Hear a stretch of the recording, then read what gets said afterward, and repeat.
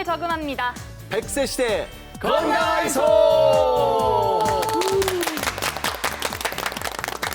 여러분을 건강 부자로 만들어드리는 시간. 여기는 장수은행입니다. 요즘 날이 더워도 정말 너무 덥잖아요. 그렇죠. 네, 흔히 맞아요. 삼복더위라고 그렇게 얘기를 하는데 네네. 그도 그럴 것이 1년 중에 요즘이 아주 가장 더운 때라고 합니다. 어떻게 좀 삼복, 복날 음식 좀 드셨나요? 김 배우님. 먹었죠.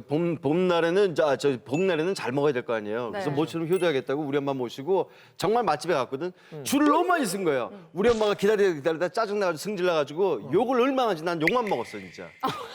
너무 욕을 먹은 거예요. 뭘 드셨어요? 그 음식은 못 먹고 욕만 먹고 왔다니까요 엄마한테. 나 진짜. 최현상 씨는 저는 아무래도 복날하면은 네. 삼계탕 많이 먹잖아요. 삼계탕 그렇죠. 네, 또 한 방 콱 이렇게 달여가지고 이렇게 쫙 진한 국물에다가 삼계탕 한 그릇 딱 하고 왔는데 전 또 좀 이게 마음이 좀 쓰이는 게 우리 백장수는 뭐 먹었어요? 제가 100년을 넘게 살다 보니까 해마다 찾아오는 삼복, 이 세 분의 복날 음식이 이 삼계탕만으로 이제 충족이 안 되는 거예요. 조금 지겹기도 하고 해서. 100년 동안 먹다 사실 보니까, 네. 이게 뭐 자랑 아닌 자랑이지만 올해는 큰맘 먹고 외국에 다녀왔습니다. 저예요, 저 백장수라고요. 그래서 스페셜 보양식을 먹었는데 싱가포르에 가서 바쿠테라는 음식을 먹었는데요. 네. 이 바쿠테는 돼지갈비에 한약재, 마늘을 넣어 맑게 우려낸 음식이더라고요. 그런데 사실 이게 먹고 나 보니까 이 우리나라 음식 비교해 보니까 약간 갈비탕 같은 그런 느낌 좀 들긴 하더라고요. 오, 예. 그래서 내가 이거 먹으려고 여기까지 이렇게 헤엄쳐서 왔나 싶기도 하고 이제부터 그냥 복날엔 그냥 집에서 삼계탕이나 먹는 게 최고일 것 같더라고요. 최고. 보양식은 신토부리가 최고예요. 그렇지. 그런 맞아요, 얘기예요. 맞아요. 신토부리야 맞습니다. 네, 우리 백장수 고생했고 삼계탕은 제가 사드리도록 하겠습니다. 진짜? 내가 삼계탕 사줄게요. 진짜 사는 삼계탕 거예요? 사줄게요. 그럼 삼계탕 저는 사줄게요. 전복 삼계탕 콜. 자, 이 좋은 훈훈한 분위기 모아서 본격적으로 이제 달려가도록 하겠습니다. 자, 먼저 건강 뉴스 쉽게 읽어주는 여자부터 만나겠습니다. 함께 하시죠. 네, 안녕하세요. 건강 뉴스 쉽게 읽어주는 여자 오희주입니다. 오늘의 첫 번째 뉴스 키워드는 종합 비타민입니다. 종합 비타민제를 챙겨 먹는 것이 건강과 수명 연장에 도움이 안 된다는 연구 결과가 나왔습니다. 미 국립암연구소의 최신 연구 결과에 따르면 연구원들은 최근 수명 연장을 위해 종합 비타민제를 복용하는 것을 지지하지 않는다는 입장을 밝혔는데요. 연구 결과 매일 종합 비타민제를 먹은 건강한 사람들이 먹지 않은 사람들보다 연구 기간에 사망할 확률이 되려 4%나 더 높았다고 합니다. 그럼 교수님, 저는 비타민제 꼬박꼬박 챙겨 먹으려고 노력하고 있는데 그러면 좀 안 된다는 말씀인가요? 종합 비타민 제제와 관련해서는 현재 논란의 여지가 있습니다. 하지만 특정 경우에 유용한 경우는 사실입니다. 옛날 대항해 시대에 선원들이 비타민 C를 충분히 섭취한 이후로 계열병을 극복했던 것은 유명한 일화입니다.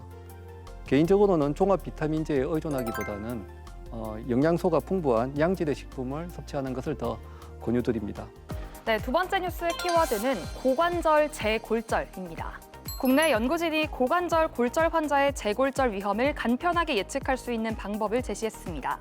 고관절 골절 환자 1,480명의 컴퓨터 단층 촬영 영상을 기반으로 단기 재골절 위험 예측 모델을 개발하고 또 정확도를 검증했는데요. 그 결과 CT 기반의 딥러닝 예측 모델이 5년 미만의 단기 재골절 위험도를 우수한 정확도로 예측해냈습니다. 나이가 들수록 이 고관절이 참 중요하다는 얘기 저도 많이 들었는데요. 이게 생존율과도 관련이 있다고요? 예, 그렇습니다. 고관절이 골절이 되면 일정 기간 동안 거동을 할 수 없기 때문에 노인들에게 있어서 혈전, 근육 위축, 감염, 심부전 등의 합병증들이 발생하게 되며 심한 경우에 사망에 이를 수 있습니다. 그럼 이번 뉴스를 보면 좀 재골절이 발생하는 경우도 많은 것 같은데 그런가요? 예, 고관절 골절 같은 경우는 2년에서 4년 사이에 재골절이 되는 경우들이 많습니다. 따라서 단기적인 재골절 위험을 예측하고 고위험군을 모니터링하는 것이 중요한데 이번 연구를 통해서 더 잘 챙겨볼 수 있을 것 같습니다. 네, 지금까지 건강 뉴스 쉽게 읽어주는 여자의 오희주. 김현준이었습니다.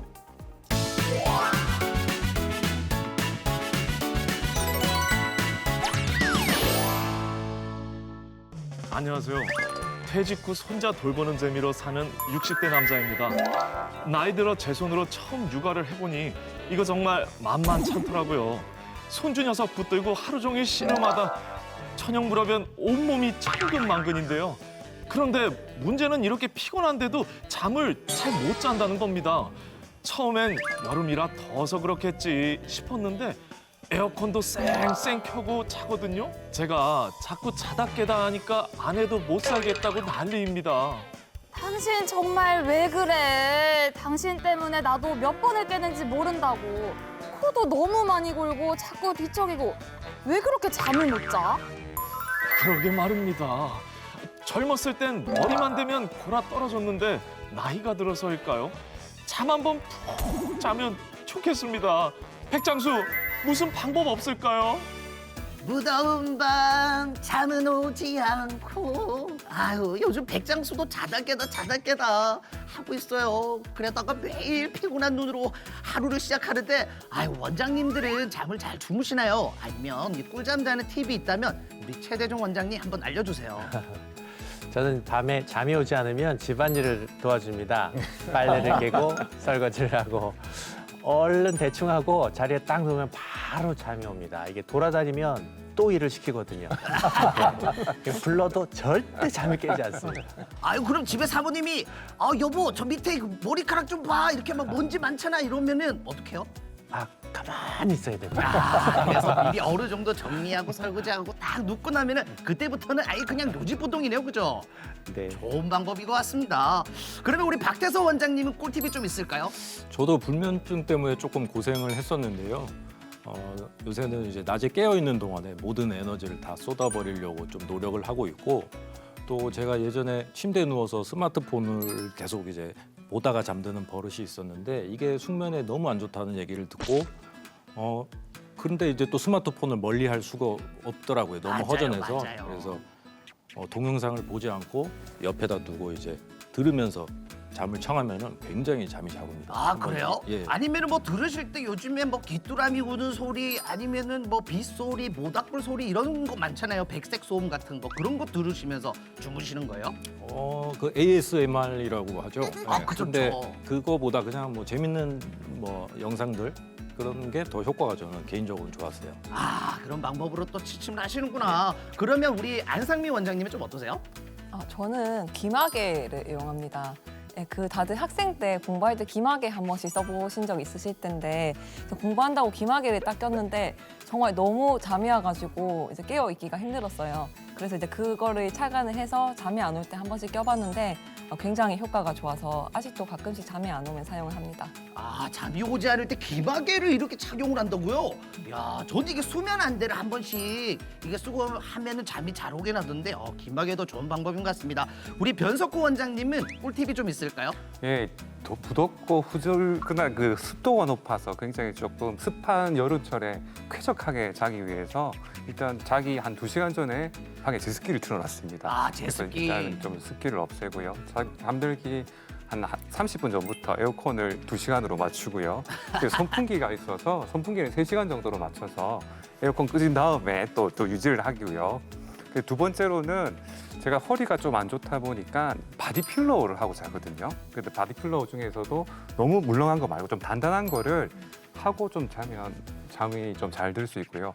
마지막에 이제 비장의 카드는 제가 이제 천주교 신자라서 우리가 묵주기도라는 게 있는데요. 그냥 매일 제가 몇 달씩 드리는 게 있는데 잠자기 전 진짜 잠이 안 올 때 이 기도를 드리다 보면 기도와 함께 그냥 꿈나라로 가버립니다. 예, 일단을 넘기기 힘들더라고요. 그게 저희 필살기입니다. 이야 필살기도 있고 변석구 원장님의 이 정확한 루틴이 딱 잡혀있네요, 그죠? 그렇게 또 꿀잠을 청하시고 우리 김현준 교수님은 좀 잠자는 꿀팁이 좀 있습니까? 예, 저는 집사람이 침대에 먼저 눕기 전에 제가 먼저 누워서 거북이 한 마리, 거북이 2마리 이렇게 세고 있습니다. 그러다 보면 어느 순간 그냥 다음 날이 오고 잘 잘 수 있습니다. 아유 교수님 처음 봤을 때부터 저를 좋아하는 그 눈빛을 잊지 못했는데 아니나 다를까 거북이 1마리, 거북이 2마리 이러다가 또 잠을 청하시는군요. 좋습니다. 이렇게 밤잠 설치는 게 하루 이틀면 괜찮은데 사실 여름 내도록 뒤척이는 분들이 굉장히 많아요. 이거 참 문제잖아요. 이렇게 잠이 부족하면 건강에도 많은 영향을 끼칠 것 같은데 우리 박태수 원장님 좀 어떤 영향이 있을까요? 예, 성인 기준 적정 수면 시간은 7시간에서 8시간으로 알려져 있는데요. 잠을 충분히 잤다고 생각을 하지만 아침에 일어났을 때 개운하지가 않고 낮에 졸음이 쏟아지신다면은 수면의 질이 떨어져 있다고 볼 수가 있습니다. 이렇게 되면 아침에 일어났을 때 굉장히 피로감이 가시지가 않고 하루 종일 집중력도 떨어져 있고 무기력하거나 두통, 식욕부진, 또 소화장애 같은 여러 가지 증상들이 이제 발생을 할 수가 있는데요. 이렇게 돼서 피로가 계속 누적되다 보면 우리 몸의 면역력이 떨어져서 감기라든가 구내염, 대상포진 같은 감염성 질환에 굉장히 취약해지게 됩니다. 또한 이 상태가 계속 지속된다면은 고혈압, 당뇨, 비만, 치매 이런 여러 가지 질병들의 발병을 올리기 때문에 건강을 위해서는 푹 주무셔야 됩니다. 맞습니다. 잠을 이렇게 푹 자면 너무 좋을 텐데 그런데도 왜 우리는 잘 못 자는 걸까요? 아니 요즘 날씨가 덥더라도 에어컨이 있으니까 이렇게 더워서 그런 건 아닌 것 같고요. 도대체 이유가 뭘까요, 최대중 원장님? 네, 밤에 누웠을 때 다리가 절절절절하면 잠을 못 자게 됩니다. 그래서 바로 일어서면 또 증상이 없어지거든요. 요거는 이제 하지 불안 증후군이라고 하는 건데, 네, 요거를 없애기 위해서는 낮에 운동 많이 해주셔야 되고요. 그다음에 마그네슘이 부족하면은 하지 불안 증후군이 온다고 하니까 이런 걸 좀 챙겨 드셔도 될 것 같아요. 또 낮에는 그렇게 졸린데 밤에는 조금 자다 깨고 이러면은 이제 본인이 코골이, 수면 무호흡증이 있는지 한번 살펴봐 주셔야 되고, 그다음에 또 하나는 겨우 잠이 들었는데 새벽에 또 소변 때문에 잠이 깨는 경우가 있습니다. 이것은 소변량이 많이 야간에 만들어져서 그러는데, 야간에는 원래 바소프레신이라는 소변을 농축하는 호르몬이 나와야 되는데 이게 부족할 때는 소변량이 많아지면서 올 수 있다고 합니다. 네, 이럴 때는 비뇨기과를 진료를 한번 보시는 게 좋겠습니다. 야, 그렇군요. 사실 또 다른 문제는 이 잠이 안 오다 보니까 뭔가 날 계속 유혹해요. 이 야식이죠. 바삭바삭한 치킨도 떠오르고 피자도 떠오르고, 아유, 그리고 또 역시 시원한 맥주가 또 저를 막 부르거든요. 이 야식을 또 배불리 먹고 나면 또 이상하게 잠이 잘 오는 것 같아요. 우리 변석 원장님 괜찮은 거 맞을까요? 예, 인체 내 다른 장기들과 마찬가지로 밤이 되면 위도 그 활동이 좀 둔해집니다. 그래서 밤에 야식으로 과도하게 먹게 되면 위에서 장으로 내려가지 않고 위에 좀 오랫동안 머무르게 됩니다. 그 결과 위산이 좀 과도하게 분비되고요. 위산 과다 분비로 인한 위염이 생겨서 복통이 생길 수도 있고, 과도하게 분비된 위액이 식도로 역류될 경우 역류성 식도염으로 또 속쓰림이 생길 수도 있습니다. 그 외에 또 알코올을 과도하게 섭취했을 때 알코올을 분해하는 대사작용으로 갈증이 생기는데요. 또 갈증이 생기면 목말라서 잠이 깨고, 또 잠이 깨서 목이 말라서 물을 마시게 되면 또 소변을 좀 많이 누게 되기 때문에 또 화장실을 자주 가게 됩니다. 그럼 또 푹 잠을 잘 수가 없습니다. 따라서 과도한 음식 섭취나 음주는 주무시기 전에는 피하는 것이 좋습니다. 야, 여러분들 잘 들으셨죠? 이 과도한 음식이나 음주 안 좋다고 하니까 자기 전에 드시면 안 돼요. 그리고 자려고 막 누웠어요. 아, 이제 잠 좀 자려나 하고 있는데 윙윙, 아, 귓가를 또 울리는 소리가 들립니다. 요놈의 모기들 때문에 정말 못 살겠어요. 아니, 잠고 자야 하나, 아니면 그냥 여기서 그냥 자야 하나, 이렇게 고민인데, 안상미 원장님 같으면 어떻게 하실 것 같아요? 저는 자다가 옆에 앵 소리가 들리면 자다가도 일어나서 불을 켜고 반드시 잡고 잡니다. 왜냐면 이제 모기는 이제 앵 소리가 잠을 이제 방해하기도 하고 또 가려움을 유발해가지고 삶의 질을 떨어뜨리고요. 또 모기는 질병을 옮기기도 해서 세계에서 가장 치명적인 곤충 동물로 꼽히기도 합니다. 그 모기는 예민한 감각을 이용해서 자기가 선호하는 특정 냄새와 색을 가진 대상을 찾아 나섰는데, 특히나 발냄새나 암모니아가 섞인 땀냄새 등을 선호한다고 합니다. 그래서 주무시기 한두 시간 전에 깨끗하게 샤워를 하고 모기가 있는지 잘 살펴서 잡고 자시는 게 좋고요. 또 모기장을 치는 것도 상당히 효과가 있습니다. 네, 좋습니다. 자, 무더운 여름철 불면증 이겨내고 잘 자는 방법, 우리 김현준 교수님 알려주세요. 예, 먼저 잠이 잘 들 수 있는 환경을 조성하는 것이 중요하겠습니다. 선풍기나 에어컨을 켜서 적정 온도 22도에서 25도 정도의 온도를 유지하는 게 중요하겠고요. 한두 시간 이내에 꺼지도록 설정을 하는 것이 좋겠습니다. 그리고 이불과 베개는 땀 흡수가 잘 되는 소재로 바꾸고, 잘 때는 조명을 조도를 낮게 해서 어둡게 하는 것이 좋겠으며, 오렌지 색깔로 바꾸는 것이 권장드립니다. 그리고 더위를 쫓겠다고 공포 영화 등을 보는 경우가 있는데 그렇게 하시는 것은 좋지 않고요. 그냥 어두운 거실에서 그냥 편안하게 계시다가 잠을 청하는 것이 좋겠습니다. 네, 좋습니다. 자, 잠을 푹 자야 다음 날 또 파이팅 있게 이렇게 할 수 있잖아요. 오늘 밤은 꿀잠 주무시길 바랄게요. 여러분, 거북한 수다 다음 주에 또 만나요. 자, 이번엔 100세 건강을 위한 오늘의 투자처 최현상의 100세송으로 만나겠습니다.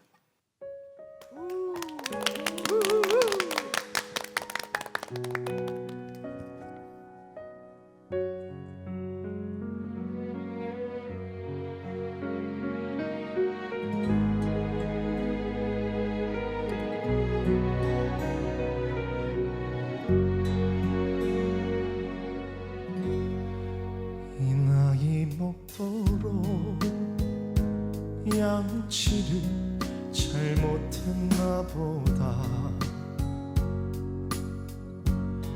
진심을 다해도 치아가 아프게 되네.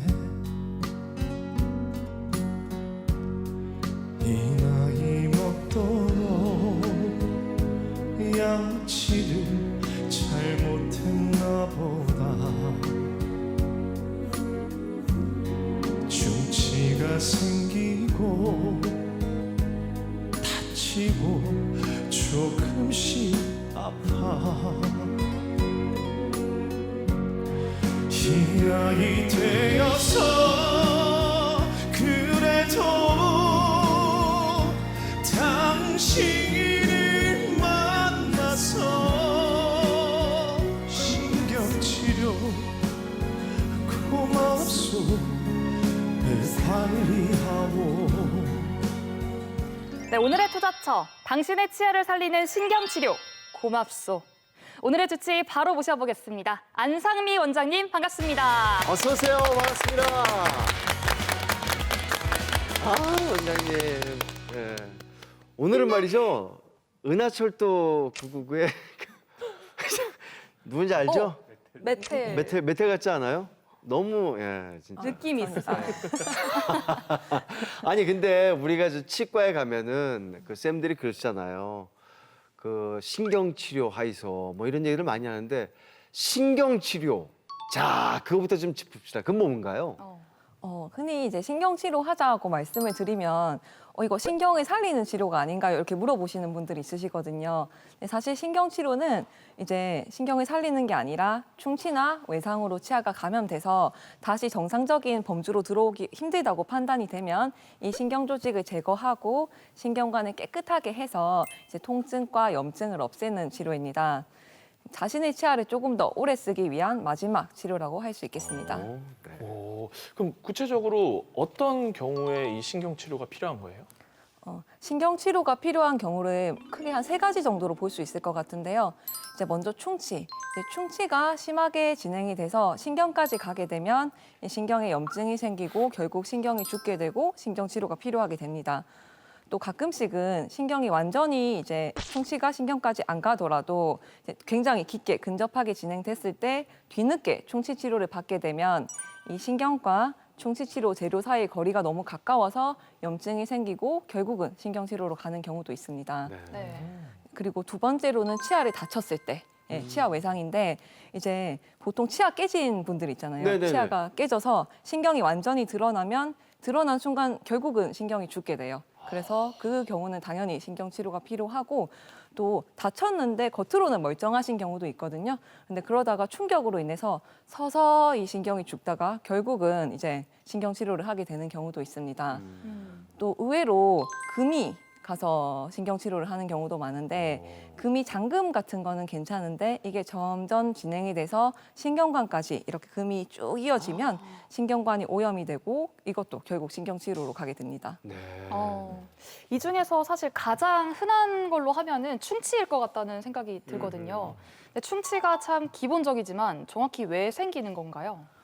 흔히 이제 충치는 양치를 잘 안 해서 치아 표면에 세균막, 치태라고 부르는 세균막이 생기면 그 안에 충치균이 있어요. 그럼 그 충치균이 우리가 음식물을 섭취하는데 여러 가지 종류 중에서 당분을 분해를 하거든요. 네. 그러니까 당분을 분해해서 산을 만들어내고 이 산이 치아 표면을 녹이기 시작해요. 그러면 그 부분으로 세균이 침입을 해서 충치가 쭉 진행이 되게 됩니다. 그래서 양치를 잘 하거나 아니면 이제 입안에 충치균이 없다면 충치가 진행되지 않을 수 있습니다. 그래요. 충치균. 제가 들으니까 그 뭐 무스인가 무슨 균이 있다고 하던데 그 무스균? 무스예요? 뮤탄스균? 네. 무파스균? 네. 뮤탄스. 무탄가스요? 뮤탄스균. 뮤탄스균. 네. 그 얘기를 내가 들었어요. 정확하게. 그건 무슨 균이에요? 그건 없애려면 어떻게 해야 돼요?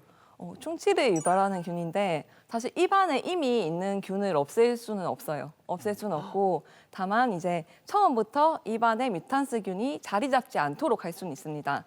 그래서 어린아이는 아직 입안에 균이 없잖아요. 그래서 아이를 키우는 양육자는 이제 아이 구강 청결에 굉장히 관심을 가지고 뭐 이렇게 입에 뽀뽀를 한다든지 네네. 아니면 뭐 내가 먹던 숟가락으로 밥을 떠먹여 준다든지 네. 막 그런 것도 애한테 전염을 시킬 수 있거든요. 예, 그렇게 세균을 아이한테 가게 할 만한 행동은 꼭 피하셔야 합니다. 근데 제가 봤을 때 충치가 좀 복불복인 것 같다는 생각도 좀 드는데요. 주위에 보면 양치질도 잘하시고 스케일링도 꼬박꼬박 하시고 관리를 잘 하시는데도 충치가 많은 분들이 계세요. 그래서 충치가 잘 생기는 사람이 따로 있나요? 네, 안타깝게도 충치가 잘 생기는 사람은 따로 있는 것 같습니다. 사실 저도 입안에 그 거의 모든 어금니가 지금 치료가 돼 있는데 이게 사람마다 치아 양치를 안 하진 않았거든요. 근데 구성 성분이 조금씩 차이가 나다 보니까 충치에 대한 저항성도 차이가 납니다. 그래서 이제 연구 결과 충치 약 60%가 유전과 연관이 있다는 결과도 있는데 유전이요? 네, 이거는 왜 그러냐면 치아의 제일 바깥층에서 충치에 저항하는 범랑질의 강도가 이 유전에 따라서 차이가 나기 때문입니다. 그리고 또 침이 많지 않으신 분들, 특히 이제 어르신들 입 바짝바짝 마른다 하시는 분들도 충치가 많이 생기는데 이거는 침이 아까 산이 충치를 유발한다고 했잖아요. 그 산을 중화하는 역할을 해서 치아가 녹는 거를 막아주는 역할을 해요. 근데 이 침 분비량이 작을수록 이 기능이 떨어지면서 충치가 더 잘 생기게 됩니다. 그리고 치아에 이제 올록볼록한 고랑이 있는 정도가 사람마다 생각보다 차이가 많이 나거든요. 근데 이게 올록볼록할수록 음식물이 더 잘 끼어 들어가고 또 양치를 해도 덜 빠지기도 해서 충치가 더 잘 생겨요. 근데 이제 아무리 또 좋은 치아를 타고 났다 하더라도 이제 관리가 잘 안 되면 충치가 생길 수 있기 때문에 건강한 그 구강 관리 습관이 제일 중요합니다. 네. 야, 지금 충치 얘기 들으니까 불현듯 저의 어린 시절이 갑자기 생각이 나는데요. 무슨 시절? 제가 제 기억에 이런 경험이 있었어요. 그 치아에 이게 검은 색깔 조그맣게 점처럼 뭐 있어가지고 이게 뭐지 했는데 아프지는 않았거든요. 그래서 뭐 괜찮지 하고 있었다가 나중에 이제 엄마 끌고 가가지고 치과에 갔더니 충치더라고요.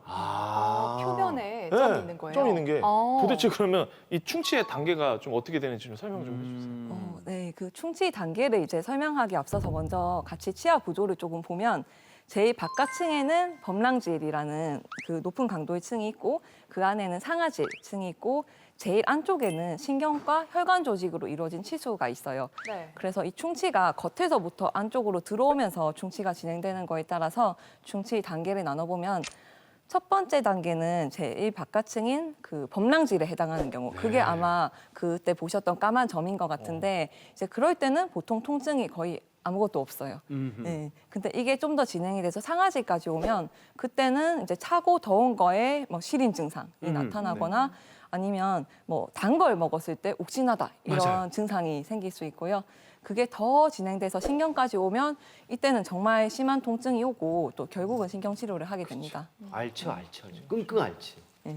척추도 아프다 보면은 발이 아파요, 발목이 아파요 해서 다른 치료를 쭉 하다가 시간이 지나서 오시는 경우가 있거든요. 이 치주 문제도 이게 그냥 턱이 우리할 것 같은데 어디가 아픈지 몰라서 오래 끌다가 오시는 분들 계시나요? 네, 사실 되게 많은데 치아에 통증이 있을 때 어떤 치아가 아픈지를 정확히 집어내지 못하는 게 진단에 상당히 큰 걸림돌이 될 때가 많습니다. 이때 아픈 원인이 되는 치아를 정확히 이제 선별하지 못하는 이유가 두 가지 정도가 있는데 첫 번째로는 치아 내부의 신경에는 고유 수용성 감각을 담당하는 신경 섬유가 분포하지 않아서 위치를 잘 못 찾기도 하고, 또 두 번째로는 이제 인접해 있는 다른 시냅스를 자극해서 각기 다른 말초 부위에서 온 신경 섬유가 중추 신경계에서 만나서 이제 수렴하는 폭주 현상 때문입니다. 이게 말이 좀 어려운데 이제 쉽게 예를 들어 설명을 하면, 환자분이 저 왼쪽 위에 어금니가 아파요라고 왔어요. 네. 근데 사실 이게 통증이 있으려면 충치든 금이든 뭔가 통증을 유발할 만한 이게 보여야 되는데 그 치아에는 아무 문제가 없어요. 그래서 다른 거를 이제 봤을 때 결국은 그 인접한 아래 치아가 아픈 경우, 그런 경우는 정말 비일비재하거든요. 그래서 이렇게 통증이 있을 때 왼쪽과 오른쪽이 혼동되는 경우는 사실 거의 없고요. 근데 인접한 서너 개의 치아 범위 혹은 맞닿는 위아래 치아 정도에서는 혼동되는 경우가 상당히 많아요. 그래서 치과에서는 환자분들이 이제 어디가 아파요라고 오시면 이제 무조건 그거라고 생각을 할 게 아니라 이제 옆에 있는 인접치 그리고 위아래 치아 정도도 검사를 해서 정확하게 진단을 해야 됩니다. 그 얘기 들으니까 갑자기 다 아파지는 것 같네. 지금까지 정말 많은 환자분들도 치료를 직접 해주셨을 거잖아요. 그 중에서도 가장 기억에 남는 환자분이 계시다면요? 이전에 그 어린 중학생이 다른 병원에서 진단을 받고 상태가 너무 안 좋아서 이거 뽑아야 될 것 같은데 네. 고정과 전문의 한번 찾아가봐라 이런 말씀을 듣고 저한테 오셨어요.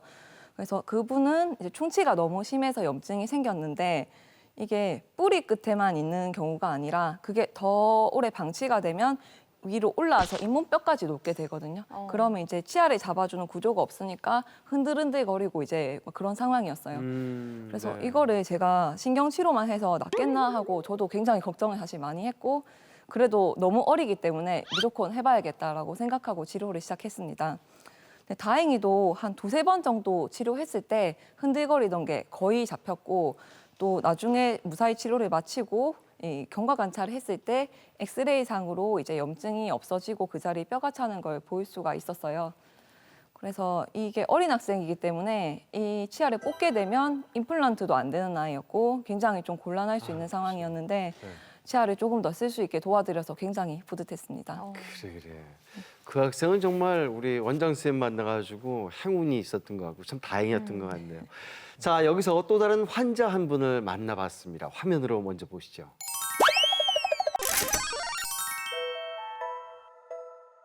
절대 방심하면 안 되는 충치.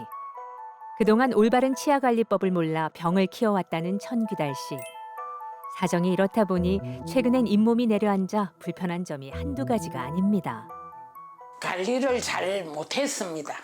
치아 관리를 뭐 한 것도 없고 임플란트 뭐 하고 나서는 불편한 게 별로 없었는데 잇몸에서 피가 나고 이 앞니가 자꾸 알로 길어서 내려오더라고요. 시간 늦은 후에 먹고도 이빨도 안 닦고 막 자고 내가 생활이 그렇게 되다 보니까 좀 무관심한 점도 있었어요. 충치 범위가 꽤 넓고 신경과의 거리도 가까웠는데요. 신경치료 후 크라운으로 씌우니 그간 고역이었던 음식 씹기가 한결 편해졌습니다.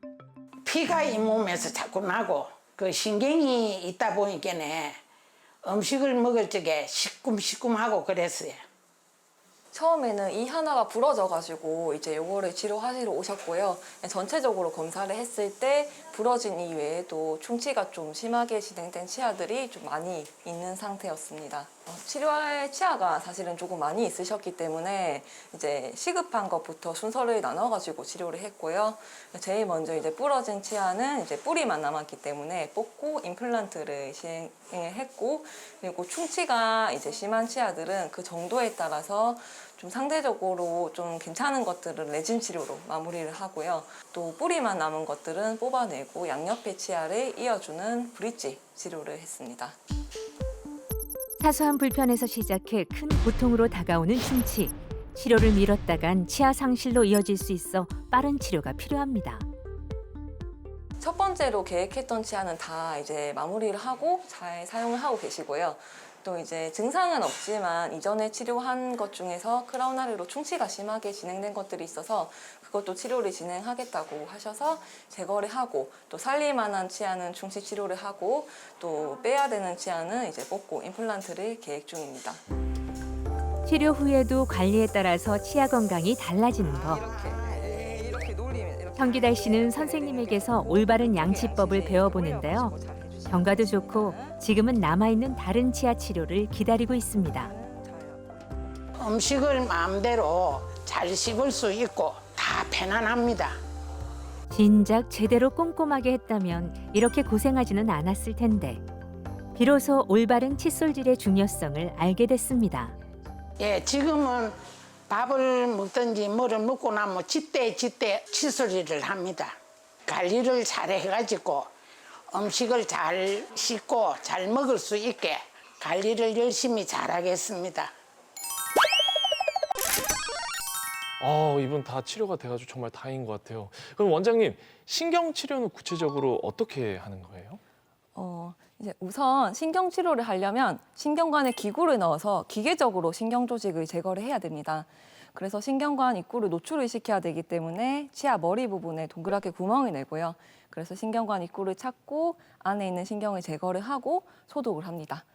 그 다음에 이제 신경관이 깨끗해졌다고 판단이 되고 또 환자분이 증상이 없다고 하시면 이제 이 빈 공간으로 두면 세균이 자라게 되거든요. 네네. 그래서 그렇지 않기 위해서 재료를 깨끗하게 밀봉을 시키고 신경 치료를 위해서 뚫어놨던 구멍도 같이 메꿔줍니다. 제가 정말 어릴 때 신경 치료 한 번 했었거든요. 그때 분명히 주사로 이 마취를 했단 말이에요. 그렇지, 마취하지. 그거 다 마취를 아파. 했는데도 너무 아픈 거예요. 맞아요. 너무 아팠어요. 이게 마취랑은 좀 별개인 문제인가요? 왜 마취를 해도 좀 아픈 건가요?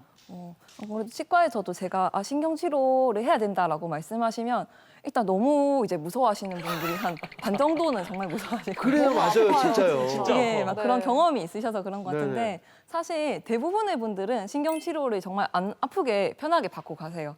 근데 이제 마취가 안 돼서 그런 통증이 생기는 특정한 상황이 있습니다.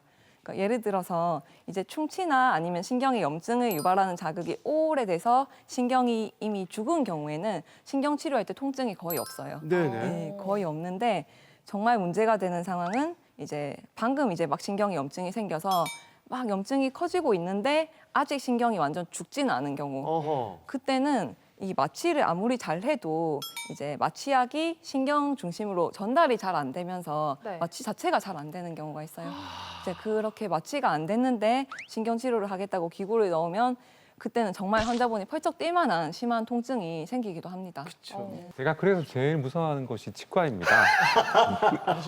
신경치료에 그때 악몽이 또 되살아나는 것 기억인데요. 맞아요. 그 신경치료를 잘 받았는데도 불구하고 치료 후에 통증이 계속되는 경우도 있다고 하는데 그런 건 왜 그런가요?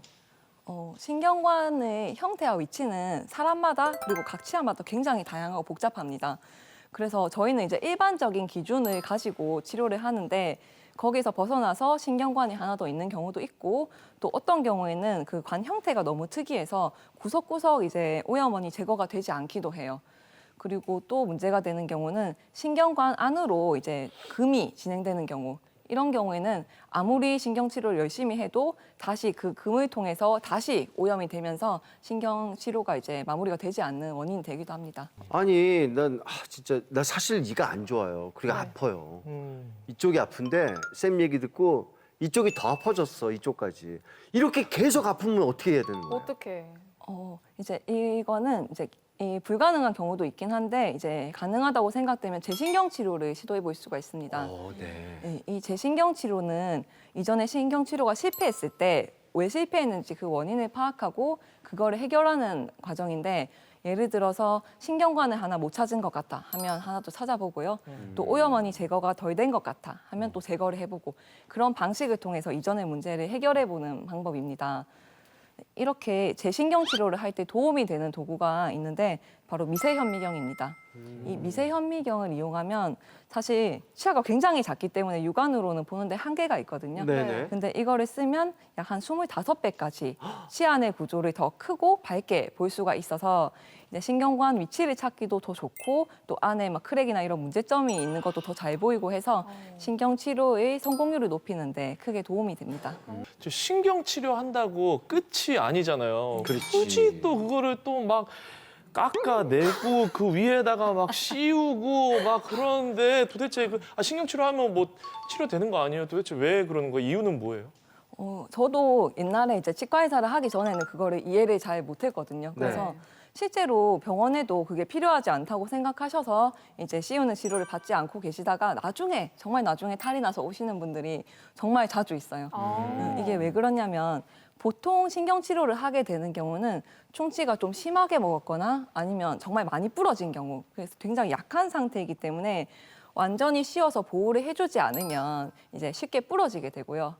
또 상대적으로 치아가 조금 건전한 편이라 하더라도 이제 구멍을 뚫잖아요. 네. 구멍을 뚫으면 그 주변에 남은 치아의 두께가 별로 충분치가 않아요. 그래서 잘못 씹었을 때 딱 부러질 수도 있고 또 이 구멍을 재료로 메꾸는데 그 경계면에서부터 충치가 생겨서 다시 역으로 신경관이 오염이 되는 경우도 있습니다. 그래서 또 부위에 따라 차이가 좀 있긴 하지만은 신경 치료를 하면 완전히 씌워서 치아를 조금 보호해 주시는 게 좋습니다.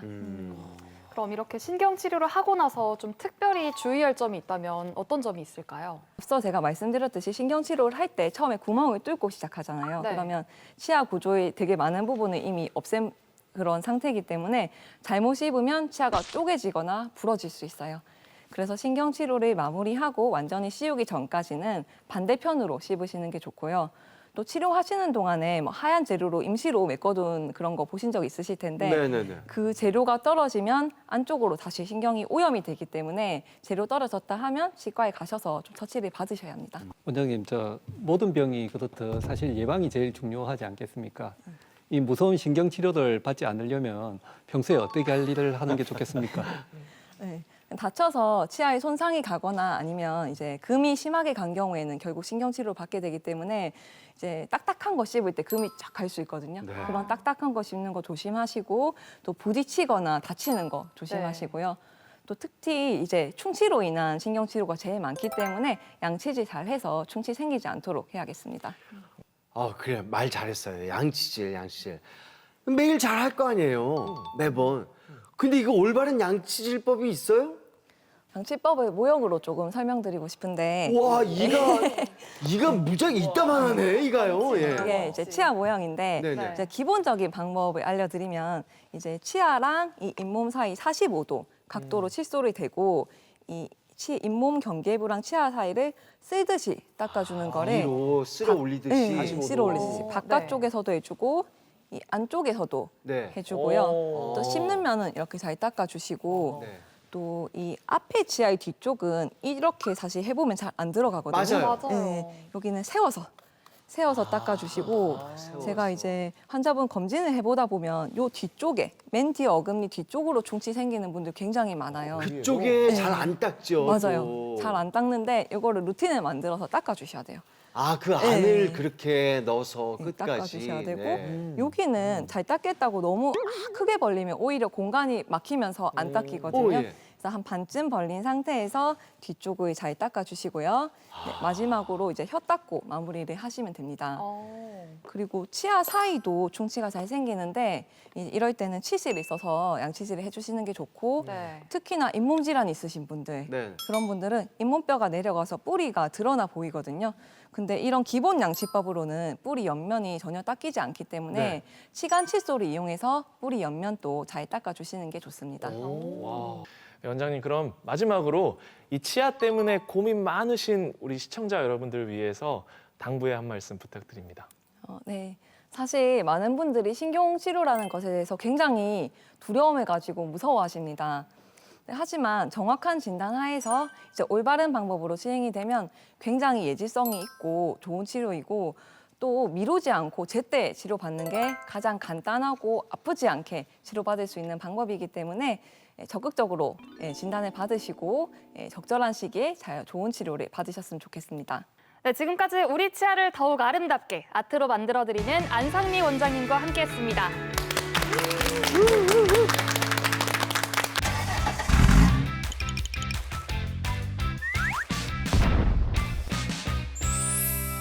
네, 오늘 이 시간도 정말 너무 기대가 되는데요. 선생님, 오늘의 주제로는 무엇인가요? 예, 오늘은 여러분들 열심히 일하다 보니까 우리가 조금 화가 올라올 때가 있죠. 모라똥 치울 때 있죠. 네, 그 화병을 내려주는 역할을 해주고요. 그리고 숙취 해소와 피로 회복에 도움을 주는 천연 강장제 상추를 준비했습니다. 상추요? 상추. 네. 상추가 상추가 저 고기 친구 아닙니까? 절친인데. 맞아요. 그쵸? 근데 오늘 상추가 대변신을 한다고 오늘은 해서 기대가 상추가 되는데. 주인공. 예. 근데 상추가 대변신을 한다 그러면 상추가 고기랑 손절했다는 뜻인가? 최현상 어떻게 생각해요? 질문이 있습니다. 네. 네.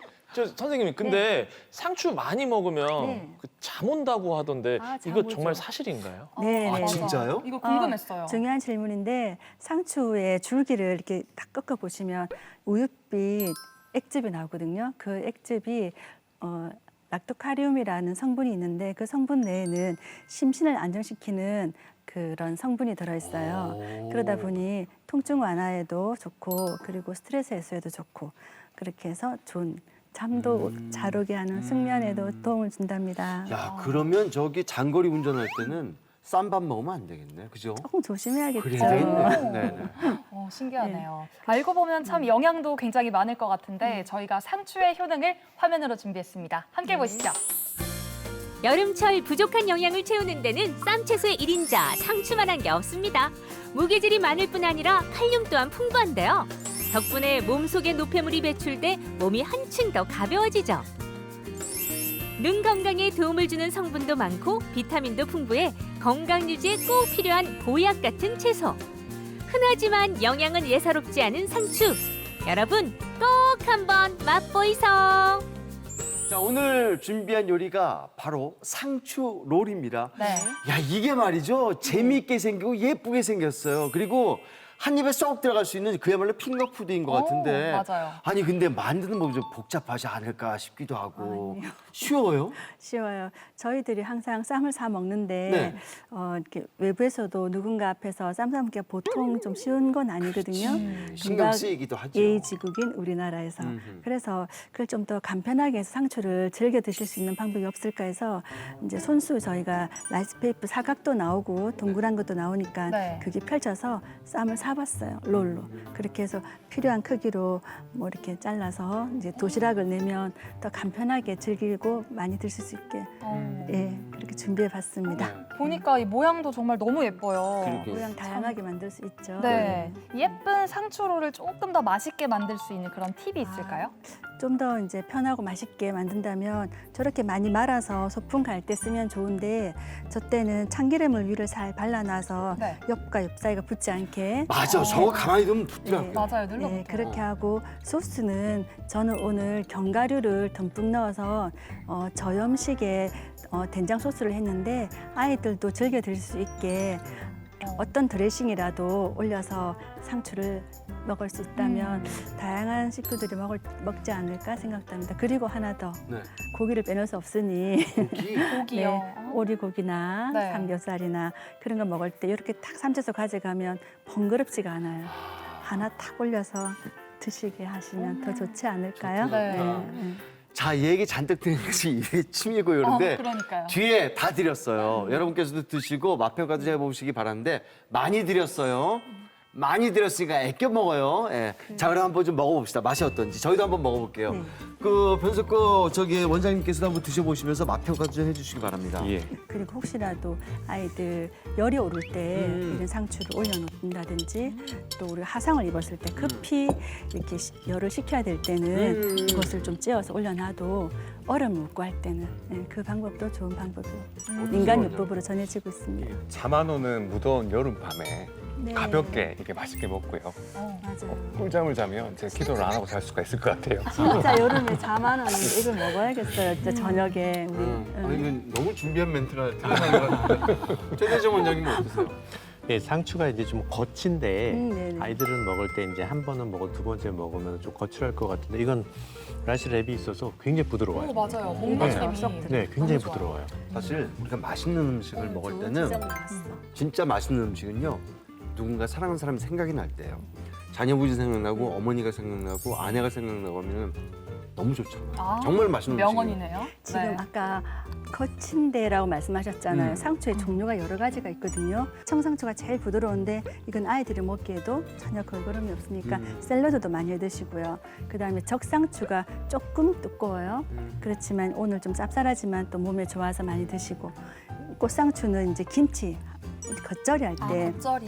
네, 요 앞에 있는 게 꽃상추. 어. 요건 쌈채소로 많이 사용되는 오늘 넣었던 손바닥만한 그 상추 있죠. 요렇게 네. 준비했습니다. 그래서 최현상 씨 맛이 어땠어요? 아, 너무 맛있고 저 하나만 더 주시면 하지 마. 진짜. 그렇구나. 알았어. 나 눈물이 그럼 그렁그렁하시네요. 한 입, 했는데 가서 한 하나 입 더 꿀꺽 줄게. 아, 하셨군요. 해봐. 해봐. 네. 아, 해봐. 어머나, 감사합니다. 맛이 없네. 이거 해 드셔야 될 것 같아요.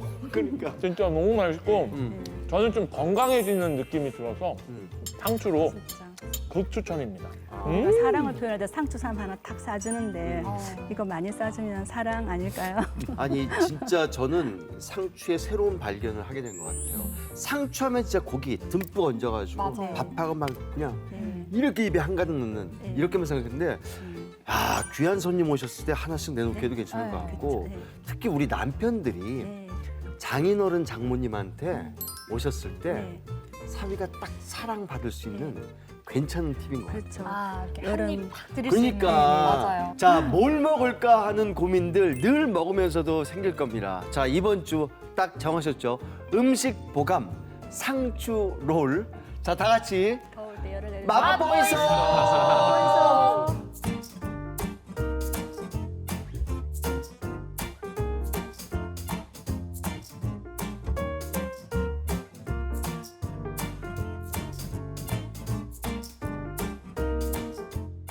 오늘 준비한 순서는 여기까지입니다. 네, 저희는 다음 주 이 시간에 더더욱 알찬 건강 정보 가지고 다시 찾아오겠습니다. 그때까지 100세 시대 건강하이소!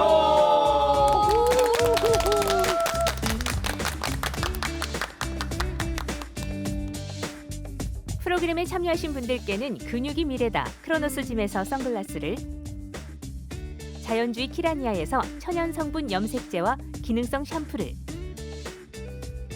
메디오로에서 여성들을 위한 퍼퓸 미스트를, 동화 속 힐링 카페 송종 올드머그에서 상품권을 드립니다.